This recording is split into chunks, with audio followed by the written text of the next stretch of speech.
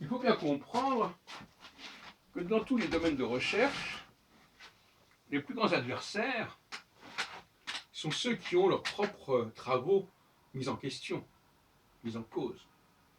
Dans le domaine de l'astrologie, vous imaginez bien que quelqu'un qui a appris une certaine astrologie, qu'il a pratiquée pendant longtemps, ne va pas accueillir les bras ouverts une autre astrologie qui remet en question ses certitudes et ses connaissances.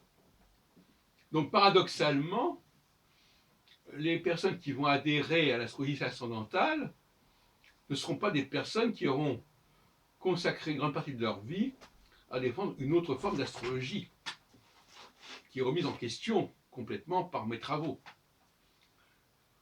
C'est humain. Hein. Le paradoxe, c'est que les plus grands adversaires de mes travaux, ceux qui essaieront le plus de montrer leur insuffisance, seront les astrologues eux-mêmes.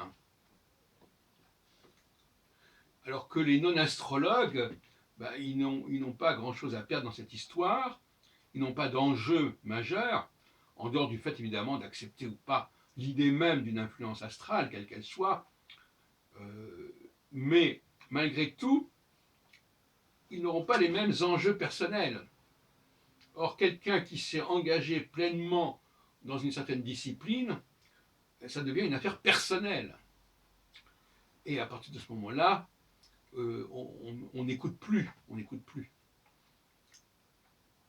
C'est tout le problème, c'est que ça explique pourquoi, dans bien des cas, le leader va essayer de trouver un auditoire en dehors de l'auditoire qui lui correspondrait naturellement et dont il est issu. Je pourrais dire la même chose concernant Nostradamus. Il ne faut pas attendre des personnes qui ont consacré leur vie à une certaine façon de travailler sur Nostradamus d'accepter mes travaux à ce sujet. Il vaut mieux demander à des chercheurs en histoire générale, en histoire de la littérature française, enfin peu importe, mais des gens qui ne se sont pas trop engagés, trop incrustés dans un certain nombre de sujets, parce qu'il y a un blocage psychologique. On ne peut pas entendre certaines choses.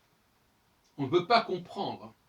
On s'abrutit presque instinctivement pour ne pas comprendre. Comme on dit, il n'y a pas de pire sourd que celui qui ne veut pas entendre.